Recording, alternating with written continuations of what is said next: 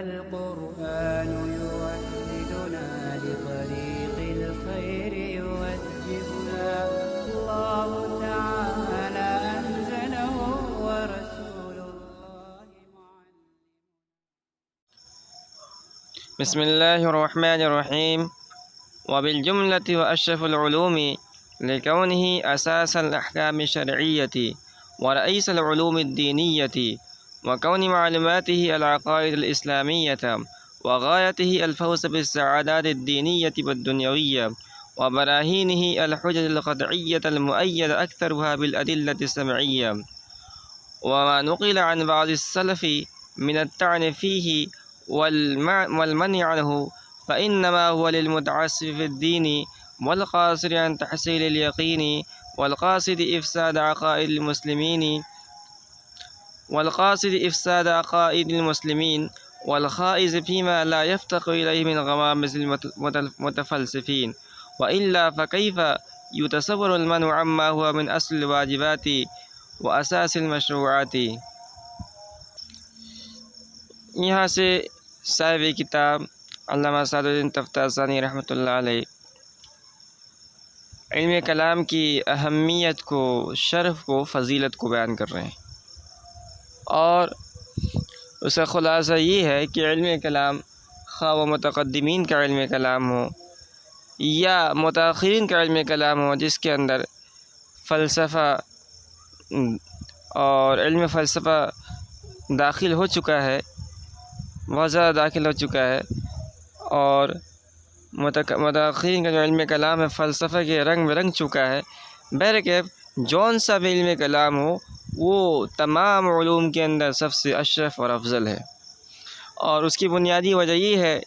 کہ علم کلام کا جو مقصد ہے، جو مقصود ہے، وہ یہ ہے کہ اللہ اور اس کے رسول کی معرفت ہو، اور جب اللہ اور اس کے رسول کی معرفت آدمی کو حاصل ہو جائے گی تو ہی آدمی دیگر اسلام کے ارکان کو پورا کر پائے گا، دیگر جو ہے دین اسلام کے راستے پر چل پائے گا۔ تو چونکہ یہ تمام علوم کی بنیاد ہے اور تمام علوم کی اساس ہے، اس لیے یہ ان تمام علوم کے اندر سب سے اشرف افضل ہے۔ اس کے کئی دلائل لیے انہوں نے، اس کا خلاصہ یہی ہے۔ تو کہتے ہیں وبالجملتی، خلاصہ کلام یہ ہے ہوا اشرف العلوم، کہ علم کلام یہ تمام علوم کے اندر سب سے اشرف ہے۔ اب اس کی چند وجوہ بیان کر رہے ہیں۔ پہلی وجہ لِكَوْنِهِ اساس الاحکام الشرعیۃ، اس لیے کہ یہ احکام شرعیہ کی بنیاد ہے۔ احکام شرعیہ کی بنیاد کیوں ہے؟ بنیاد اس لیے ہے کہ تمام احکام کی تعمیل اللہ اور اس کے رسول کی معرفت میں موقوف ہے۔ جب تک بندے کو اللہ اور اس کے رسول کی معرفت حاصل نہیں ہوگی تب تک وہ احکامات پر عمل نہیں کر پائے گا، اور یہ معرفت حاصل ہوتی ہے علم کلام کے ذریعے سے۔ یہی وجہ ہے کہ حضور پاک صلی اللہ علیہ وسلم کے زمانے میں بہت سارے لوگ موجود تھے، مگر ان کو اللہ کی اور اس کے رسول کی معرفت حاصل نہیں ہوئی، اور وہ محروم رہ گئے ایمان سے، اور ان کی آخرت اور عاقبت خراب ہو گئی۔ تو یہ علم کلام ہے، یہ تمام علوم کے اندر سب سے اشرف ہے، اس لیے کہ یہ احکام شرعیہ کی بنیاد ہے، اور اس کے ذریعے سے چونکہ اللہ اس کے رسول کی معرفت حاصل ہوتی ہے۔ جب اللہ اس کے رسول کی معرفت حاصل ہوگی تو آدمی احکام شرعیہ پر عمل کرے گا۔ ورئیس العلوم الدینیۃ، اور یہ علوم دینیہ کا سردار ہے۔ علوم دینیہ کا سردار کیوں ہے؟ سردار اس لیے ہے کہ جو علوم دینیہ ہیں، مثال کے طور پر علم تفسیر ہے، اور علم فقہ ہے، علم حدیث ہے، علم اصول فقہ ہے، یہ کب حاصل ہوں گے؟ جب اللہ اور اس کے رسول کی معرفت حاصل ہوگی۔ تو چونکہ جو علوم دینیہ ہیں یہ سارے کے سارے موقوف ہیں اللہ اور اس کے رسول کی معرفت پر، اور یہ حاصل ہوتا ہے علم کلام کے ذریعے سے، تو علم کلام ہو گیا موقوف علیہ۔ تو جو موقوف علیہ ہوتا ہے وہ وہی اصل ہوتا ہے، وہی سردار ہوتا ہے، اسی لیے علم کلام یہ تمام علوم کا سردار بھی ہے۔ وَكَوْنِ مَعْلُومَاتِهِ الْعَقَائِدِ الْإِسْلَامِيَّةِ، اور اس لیے بھی کہ اس کی جو معلومات ہیں وہ عقائد اسلامیہ ہیں۔ کیا مطلب؟ مطلب یہ ہے کہ دیکھیے دو چیزیں ہوتی ہیں، ایک ہوتا ہے علم اور ایک ہوتا ہے معلوم۔ تو یہ جو علم ہے یعنی علم کلام، اس کو ہمیں پڑھ کر کیا معلوم ہوگا؟ تو اس کو پڑھ کر ہمیں معلوم ہی ہوگا اسلامی عقائد معلوم ہوں گے۔ تو اسلامی عقائد جو ہے جس سے اللہ اور اس کے رسول کی معرفت حاصل ہوتی ہے، یہ سب سے بہترین معلومات میں سے سب سے بہتر معلوم ہے۔ تو جب معلوم افضل ہے تو ظاہر سی بات ہے کہ اس کا جو علم ہے جس کے ذریعے سے وہ معلوم حاصل ہوا ہے وہ بھی افضل ہو۔ وغایتہ الفوز بالسعادات الدینیۃ والدنیویہ، اور اس کا مقصود دینی اور دنیاوی نیک بختی کو حاصل کرنا ہے۔ دیکھیے کوئی بھی آدمی علم حاصل کرتا ہے یا دنیا میں آدمی کوئی ادنا سے ادنا بھی کام کرتا ہے تو سب سے پہلے آدمی دیکھتا ہے کہ اس کا مقصود کیا ہے، اس کی غایت کیا ہے، اس کی غرض کیا ہے۔ اگر اس کی غرض و غایت یہ اعلیٰ اور عمدہ ہے تو آدمی اس کو ذوق و شوق سے اور اس کو محنت و مشقت سے حاصل کرتا ہے۔ تو ہم یہ دیکھیں کہ علم کلام جو ہم پڑھ رہے ہیں، مثال کے طور پر عقائد ہم پڑھ رہے ہیں، تو اس سے ہمیں کیا حاصل ہوگا پڑھ کر؟ تو کہہ رہے ہیں کہ اس سے ہمیں یہ حاصل ہوگا کہ ہمیں عقائد اسلامیہ کی معرفت حاصل ہوگی، ہمیں اللہ اس کے رسول کی معرفت حاصل ہوگی، اور اس معرفت کے ذریعے سے ہماری دنیاوی زندگی بھی اچھی گزرے گی اور آخرت کی زندگی بھی اچھی گزرے گی۔ دنیاوی زندگی کیوں اچھی گزرے گی؟ اس لیے گزرے گی کہ اللہ تعالیٰ نے وعدہ فرمایا ہے کہ جو دنیا کے اندر اللہ رب العزت کے احکامات کی پابندی کے ساتھ زندگی گزارے گا، اللہ اس کی دنیاوی زندگی کو آسان کریں گے، اور اخروی زندگی بھی اچھی گزرے گی، اس لیے کہ یہ بھی اللہ تعالیٰ نے وعدہ فرمایا ہے۔ وغایتہ الفوز بالسعادات الدینیۃ والدنیویہ، اور اس کا مقصود دینی اور دنیاوی نیک بختی حاصل کرنا ہے۔ وبراہینہ الحجج القطعیۃ، اور اس کے دلائل وہ قطعی حجتیں ہیں، المؤید اکثرها بالادلۃ السمعیۃ، جن میں سے اکثر کی تائید نقلی دلائل سے بھی ہوتی ہے۔ کہہ رہے کہ علم کلام اس کے اندر دونوں طرح کے دلائل ہوتے ہیں، عقلی دلائل پیش کیے جاتے ہیں اور نقلی دلائل پیش کیے جاتے ہیں۔ تو زیادہ تر جو ہے عقلی دلائل پیش کیے جاتے ہیں، اس لیے کہ جو متأخرین کا علم کلام ہے اس کا براہ راست مقابلہ فلسفیوں سے تھا، علم فلسفہ کا استعمال کیا جاتا تھا، اور اس کے اندر جو شکوک و شبہات پیدا ہوتے تھے وہ عقل کی روشنی کے اندر ہی ان شکوک و شبہات کے جواب دیا جاتا تھا۔ تو جو عقلی دلائل پیش کیے گئے ہیں وہ بالکل گئے گزرے دلائل نہیں ہیں، بالکل فسفسے دلائل نہیں ہیں، بلکہ بہت مضبوط اور پختہ دلائل ہیں، اور ان کی مضبوطی کا اندازہ بھی اس سے کر سکتے ہیں کہ ان عقلی دلائل کی میں سے اکثر دلائل کی تائید جو ہے نقلی دلائل سے بھی ہوتی ہے۔ دلائل جو عقلی دلائل ہیں بذات خود موجود ہیں، مگر ان دلائل کے شواہد کو، ان دلائل کی تائید کو جب ہم نے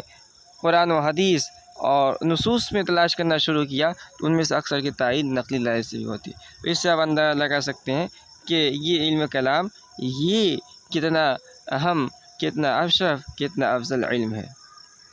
اب آگے جو ہے ایک دفع عقل مقدر ہے، اور دفع عقل مقدر یہ ہے کہ آپ یہ سوال ہی پیدا ہوتا ہے سائل کے ذہن کے اندر کہ جب آپ نے کہا کہ علم کلام یہ تمام علوم کے اندر سب سے اشرف، سب سے افضل علوم ہے، تو بعض سلف سے، بعض ہمارے اکابر سے جو اس کی مذمت کے سلسلے میں اقوال منقول ہیں، ان اقوال کا کیا مطلب ہے؟ مثال کے طور پر حضرت امام ابی یوسف رحمۃ اللہ علیہ سے منقول ہے کہ من تکلم تزندق، جس نے علم کلام حاصل کیا وہ بددین ہو گیا، وہ زندیق ہو گیا۔ اسی طرح حضرت امام شافعی رحمۃ اللہ علیہ سے منقول ہے کہ انہوں نے کہا کہ میرا فیصلہ علم کلام حاصل کرنے والے کے سلسلے میں یہ ہے کہ اس کو خوب پیٹا جائے، اونٹ پر بیٹھا کر شہر کے اندر گھمایا جائے، اور یہ اس لیے کہ اس نے علم کلام حاصل کیا ہے۔ تو ان اقوال اور اس طرح کئی اور اقوال جو ہے سلف سے منقول ہیں، اس طرح اقوال کی سننے کے بعد پڑھنے والے طالب علم کے ذہن کے اندر یہ سوال پیدا ہوتا ہے کہ علم کلام تو ایک بہت ہی برا اور بددین بنانے والا علم ہے، پھر اس علم کو ہم حاصل کیوں کریں، اور آپ نے اس علم کی جو اشرف کہا یہ کیسے ممکن ہے؟ تو اس کا جواب جو ہے ساری کتاب نے دیا ہے، اور اس کا جواب یہ ہے کہ جو سلف سے اقوال منقول ہے وہ مطلقاً علم کلام کے سلسلے میں نہیں ہے، بلکہ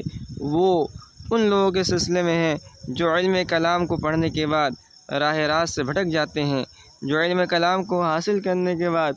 اس لیے حاصل کرتے ہیں تاکہ اس کے ذریعے سے لوگوں کے عقائد کو گمراہ کریں، جو علم کلام میں کو حاصل کرنے کے لیے آتے ہیں اور فلسفی بحث کے اندر گھس جاتے ہیں اور گمراہ ہو جاتے ہیں، تو ان لوگوں کے لیے،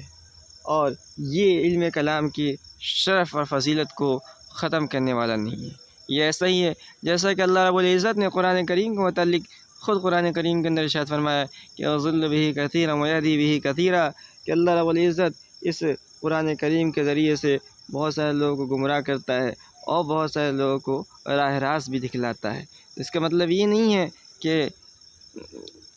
کیا علم قرآن کریم کو نہ پڑھا جائے، بلکہ اس کا مقصد یہ ہے کہ قرآن کریم کے اندر اللہ رب العزت نے جو احکامات بیان کیے ہیں، جو حق کو واضح کیا ہے، وہ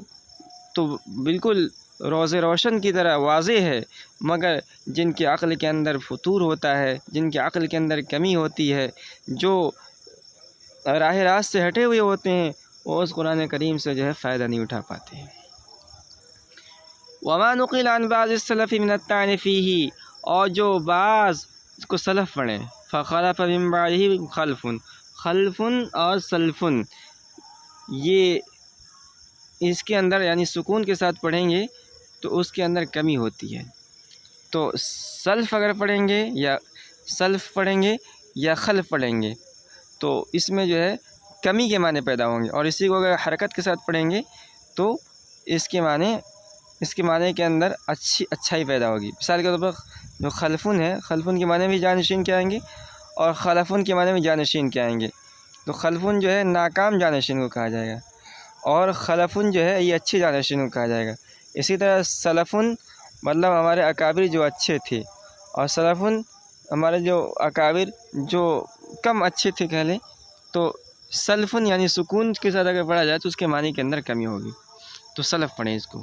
وما نقل عن بعض السلف من الطعن فيه، اور جو بعض اسلاف سے منقول ہے من الطعن فيه کہ انہوں نے علم کلام کے سلسلے میں طعن کیا، والمنع عنہ، اور علم کلام کو حاصل کرنے سے منع کیا، فإنما هو للمتعصب في الدین، تو وہ منع کرنا یا طعن کرنا اس آدمی کے لیے ہے جو دین میں شریعت میں کے سلسلے میں متعصب ہو۔ متعصب کسے کہتے ہیں؟ تعصب رکھنے والا کا مطلب یہ ہوتا ہے کہ جو حق کے واضح ہونے کے باوجود اس کو قبول نہ کرے۔ ظاہر سی بات ہے کہ اگر مثال کے طور پر کوئی مسئلہ ہے اور اس کے سامنے ہم نے دلائل کھول کر بیان کر دیے، اس کو تو چاہیے کہ اس کو قبول کر لے، لیکن وہ اس کو قبول نہیں کرتا ہے، تو اس کو علم کلام پڑھنے سے کیا حاصل ہوگا؟ اس کو سے بہتر ہے کہ اس کو علم کلام سے دور کیا جائے۔ والقاصر عن تحصیل الیقین، اور اس آدمی کے لیے ہے جو یقین حاصل کرنے سے کوتاہ ہو، یعنی علم کلام کے اندر جو ہے دلائل دیے گئے ہیں، مضبوط دلائل دیے گئے ہیں، پختہ دلائل دیے گئے ہیں، اور اللہ رب العزت نے انسانوں کو جو بنایا ہے، انسان کی جو طبیعت بنائی ہے مختلف درجہ کی بنائی ہے۔ مشکوٰۃ میں ایک حدیث ہے جس کے اندر صراحت یہ ہے کہ انسان کی طبیعتیں مختلف ہوتی ہیں، کوئی جو ہے سریع الغضب ہوتا ہے، بہت جلد غصہ آ جاتا ہے، بہت جلد شانت ہو جاتا ہے، تو اس حدیث سے معلوم یہ ہوتا ہے کہ انسان کی طبیعتیں مختلف ہوتی ہے۔ تو کچھ آدمی کی طبیعت ایسی ہوتی ہے جو بالکل ہلکی ہوتی ہے، ان کے سامنے اگر تھوڑا سا بھی دین کے سلسلے میں کوئی اعتراض آئے تو اس سے متاثر ہو جاتے ہیں۔ دین کے سلسلے میں کوئی ہلکے انداز میں بھی ان سے سوالات کر دے یا ان کے سامنے اس کے خلاف باتیں کر دے، ان کا ذہن اسے قبول کر لیتا ہے۔ تو ایسے لوگوں کو علم کلام سے دور ہونا چاہیے، ورنہ تو گمراہ ہو جائیں گے۔ والقاصر عن تحصیل الیقین، اور اس آدمی کے لیے ہے جو یقین حاصل کرنے سے کوتا ہو، والقاصد افساد عقائد المسلمین، اور اس آدمی کے لیے ہے جو مسلمانوں کے عقائد کو بگاڑنا چاہتا ہے۔ تو اس کا مقصد یہ ہے کہ علم کلام میں حاصل کر رہا ہوں، اور اس لیے کر رہا ہوں تاکہ اس کے ذریعے سے لوگ گمراہ کر سکوں، جیسا کہ مستشرقین نے یہ طریقہ اختیار کیا۔ تو اگر کوئی اس نیت سے حاصل کرتا ہے تو اس کو علم کلام حاصل کرنے سے کوئی فائدہ نہیں ہوگا۔ والخائض فیما لا یفتقر الیہ من غوامض المتفلسفین، اور اس آدمی کے سلسلے میں ہے جو گھسنے والا ہے فیما ان چیزوں کے اندر لا یفتقر الیہ جس کا ضرورت مند نہیں ہے، محتاج نہیں ہے۔ علم کلام کے اندر فلسفہ ہے، فلسفہ کی آمیزش ہے۔ اس کا مطلب یہ نہیں ہے، اس کا مطلب یہ ہے کہ جو فلسفہ جتنی مقدار کے اندر ضرورت ہے علم کلام کو پڑھنے میں اور فلسفی وغیرہ میں اتنا ہی حاصل کیا جائے۔ جو فلسفہ کی ایسی بحثیں ہیں، باریک باریک بحثیں ہیں جن کی ضرورت نہیں ہے، جن کا جو مقصد محض یہ ہے کہ آدمی اس سے مزہ حاصل کرے، اس کا مقصد محض یہ ہے کہ ان بحثوں کو پڑھ کر جو ہے کیا کہتے ہیں ذہنی طور پر آدمی سکون حاصل کرے، جس میں نہ کوئی دنیاوی فائدہ ہے نہ دینی فائدہ ہے، ایسے فلسفیان بحثوں کو حاصل کرنا چاہتا ہے تو ظاہر سی بات ہے کہ اسلام ایسی چیزوں کی حوصلہ افزائی نہیں کرتا ہے۔ اب دیکھیے من غوامض المتفلسفین جو ہے نا بیانیہ، من بیانیہ ہے، اور فیما لا یفتقر کا یہ بیان ہے۔ والخائض فیما لا یفتقر الیہ، اور جو گھسنے والا ہے ان چیزوں میں جس کی ضرورت نہیں ہے، من غوامض المتفلسفین یعنی فلسفہ کی گہری گہری بحثیں،